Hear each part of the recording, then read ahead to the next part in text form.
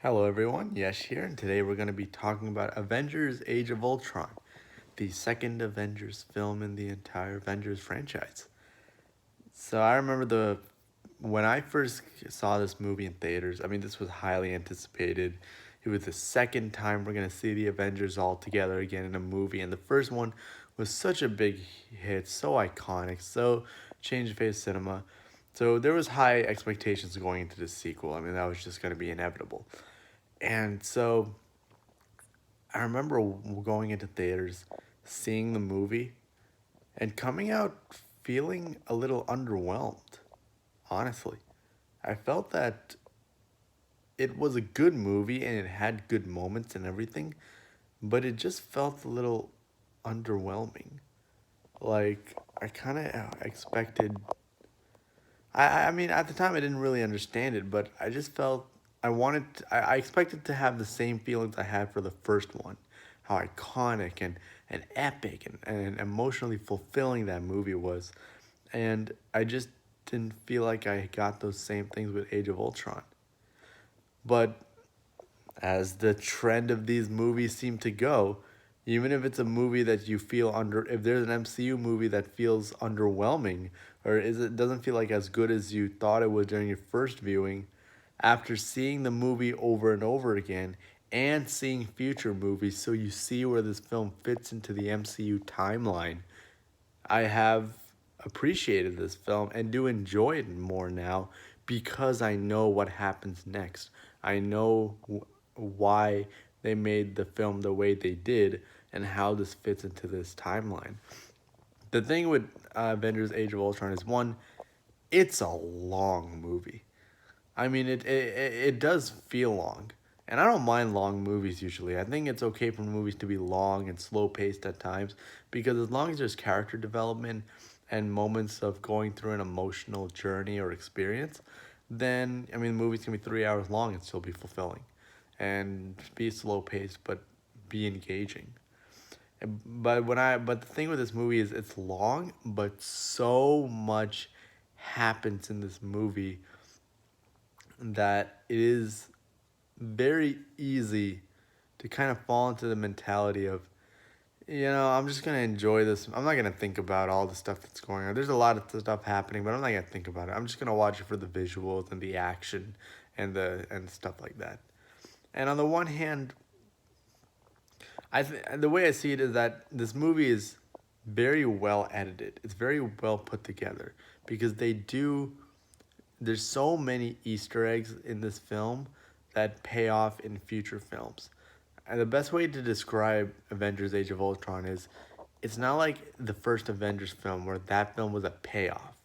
That film was like the culmination of all the previous films and seeing it all come to fruition. Age of Ultron isn't a payoff film. It's a film that is another setup film. Another film where you have a story, you have a villain, you have the same three act structure, but they give you so many Easter eggs, they introduce new characters, they hint at characters in future films, they mention more about the Infinity Stones for the Thanos and the final battle and everything.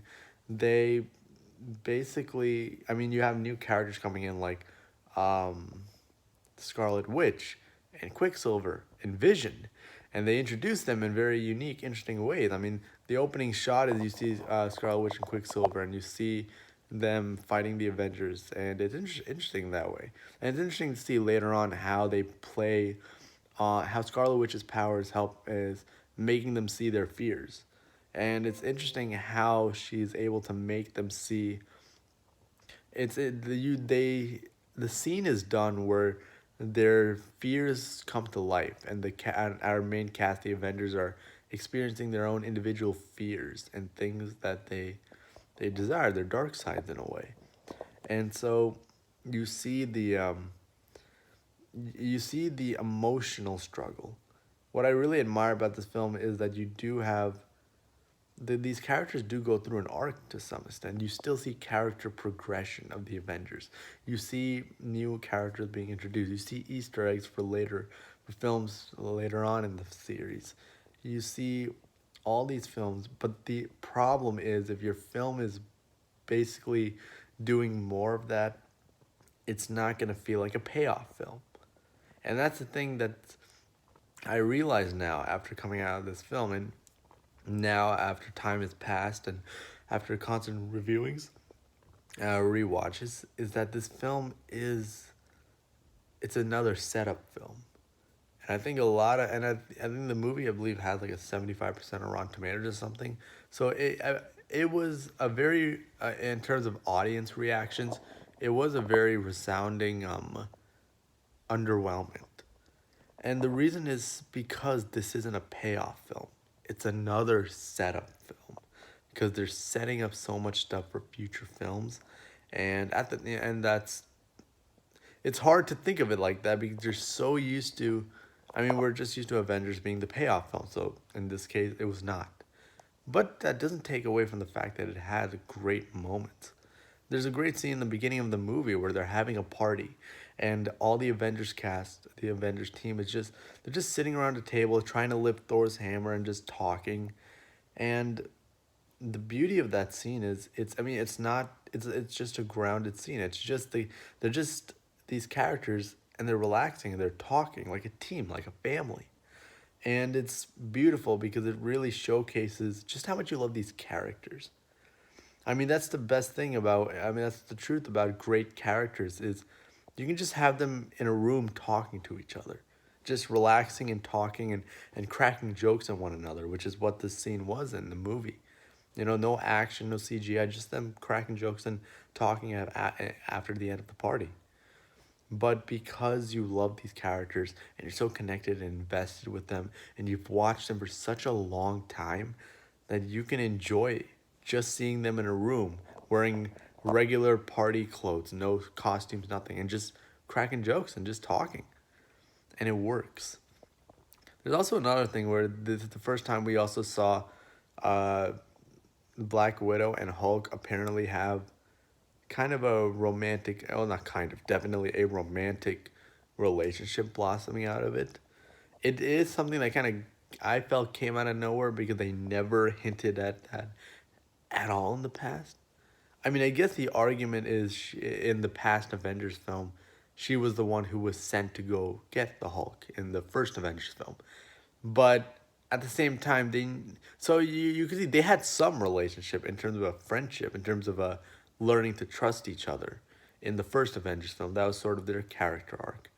But never hinted at love, which is interesting. It's interesting because it kind of came out of nowhere, and Joss Whedon, I guess, still wanted that in there, and I guess the Marvel team wanted it in there, so they went with it. But it still worked. It still was nice. It was still interesting, and they actually gave a good explanation. I mean, there's a scene. It's a really well done scene, as if like they're kind of recreating those classic bar scenes from classic movies, and and like Bruce Banner, as Black Widow is just standing behind the bar at the opening party scene in the movie, and she's just making herself a drink, and Bruce Banner just goes up to her and says, "What's a girl like you doing in a place like this?" And then Black Widow just jokingly replies, "Fella done me wrong." And it's interesting. I love that kind of dialogue. I love how they add that kind of classic kind of dialogue to something as big as like as the Avengers. You know, adding that sort of like kind of a callback to classic romantic movies, and it works.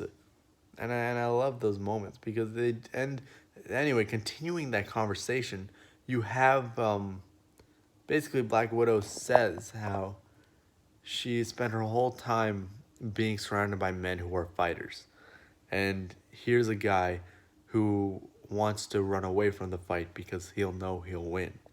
And something about that makes Black Widow attracted to Banner. The fact that he's someone who doesn't want to fight because he knows he'll just Hulk out and beat the other person, so he knows he'll always win. And it's interesting. I found that, okay, I see where they're going with this. I can get behind it. It's interesting. And it works in that way. But yeah, there's moments like that. And then even there's so many hints. I mean, there's a great scene when after Tony creates Ultron and the Avengers now aware of what Tony did, they're all like, and then they're all like, why did you do that? What are you, crazy? And then Tony Stark's like, did we forget that, like, we can battle, we're the Avengers, we can battle arms dealers, but the real challenge is up there. And he points up to space and he just goes, that's the end game. And it's such a little Easter egg, but you see how already at that point they were teasing Avengers Endgame. They were already making it clear, like, this is where we're going with this. And it's interesting because, I mean, it's just another example of how this movie really is a setup movie. It's not a payoff movie. And I can feel underwhelming, but when you see these movies as a series, as you see the future films, you start to see how it is like a setup movie, but it's you in future films you get the payoff. So rewatching this movie, you appreciate it more because you appreciate it for being the setup, because now you know you're gonna get the payoff in future films. And so yeah, that's why I think this movie is actually pretty good. It fits perfectly into the series, and I admire them for doing that. I admire Marvel Studios for saying, "Hey, let's take this movie to really, we'll tell a story. We have a villain, Ultron, and we'll tell a story. We'll have the Avengers. We'll have the quips. We'll have the funny moments. We'll have the team up stuff. But let's not try to make this another payoff film. We're gonna make this a setup film because we have faith that we have future films lined up that will be the payoff films." And I admire them for doing that.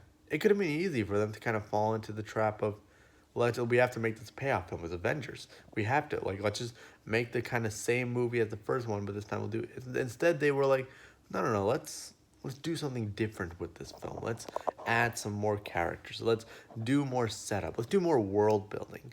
Let's do more, and I admire this movie for doing that. And Ultron's an interesting villain. I'll give you that because yes, he wants to take over the world. Shocker. But he's an interesting villain because he's someone Tony created. He's AI that Tony created in hopes, using Loki's staff from the first film, in hopes of creating a suit of armor around the world, as Tony Stark says.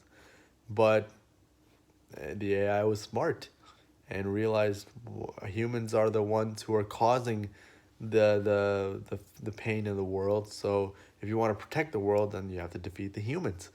And it's interesting how he's an interesting villain because you see the creepiness too.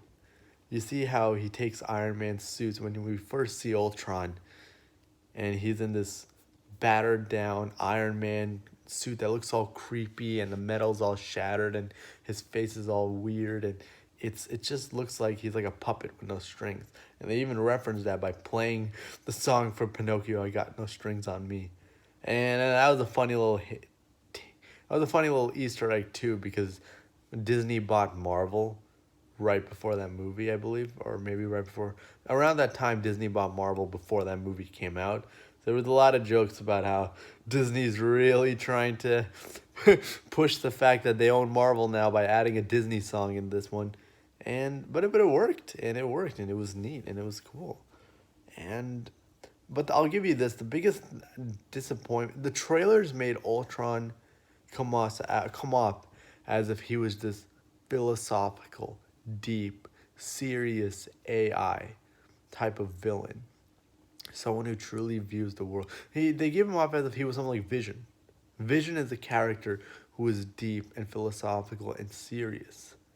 But Ultron, when you watch the movie, you realize he's actually he's a quipper. He makes quips. He's funny like that. He makes jokes. He cracks jokes every now and then. And sometimes that kind of kills the vibe.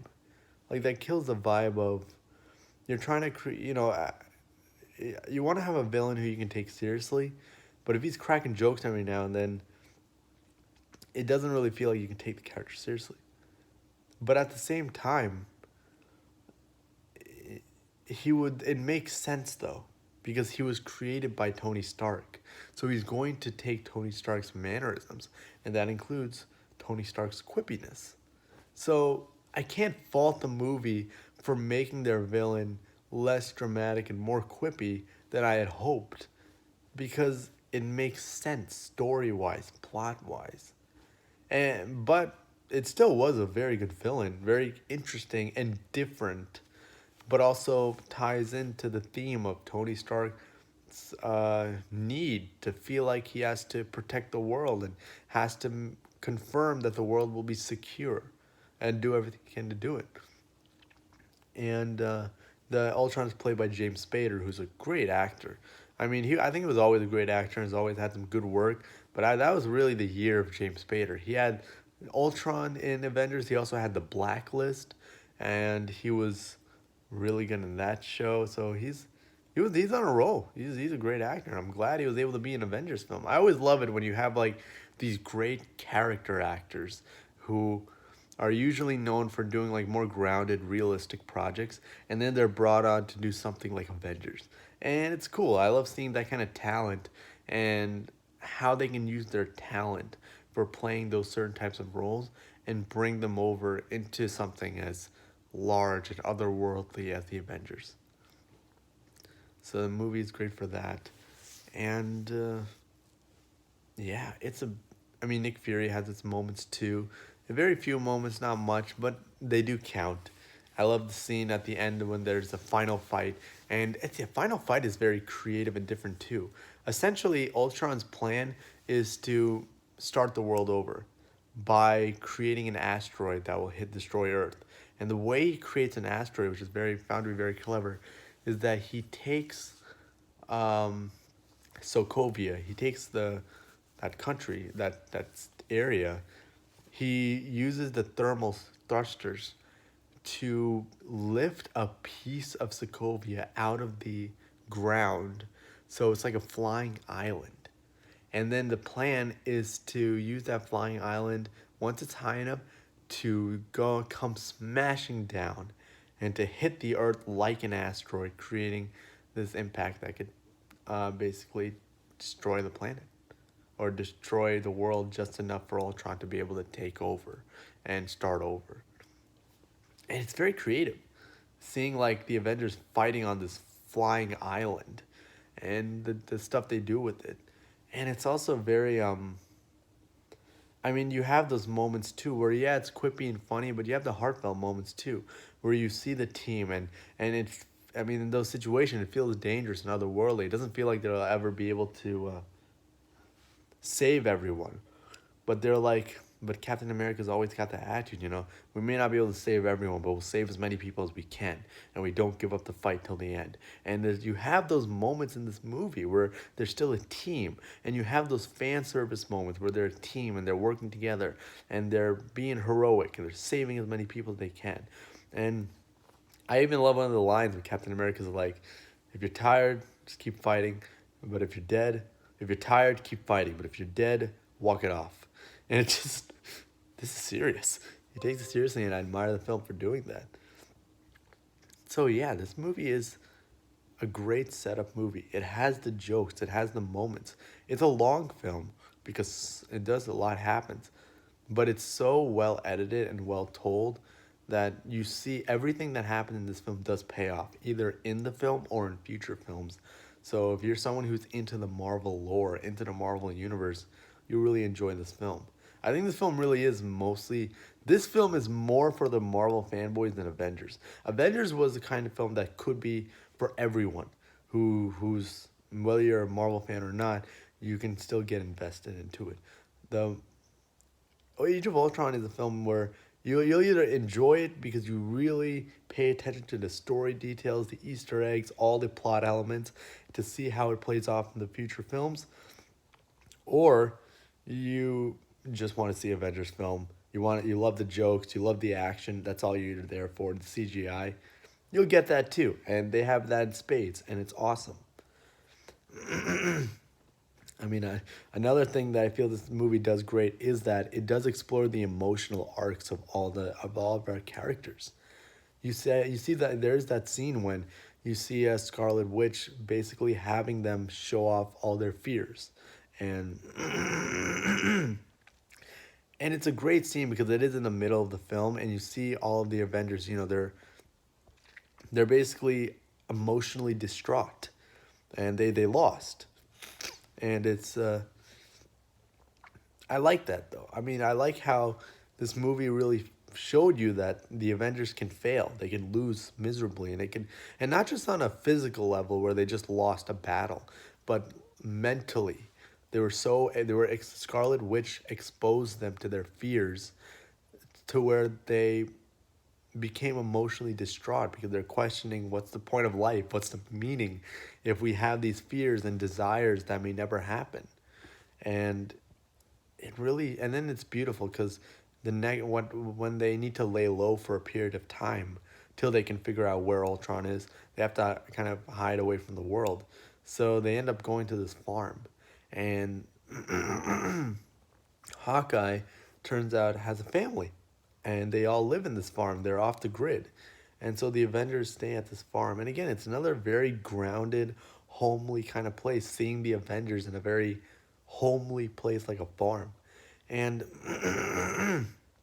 I love seeing their interactions, and they're talking, they're working off each other to figure out how to get the job done, and it works in that way. Thor kind of leaves though a little bit on his own side mission because again he discovers something in a lake about the Infinity Stones and about Ragnarok. So he's off hinting setting up his own stuff for his own film. But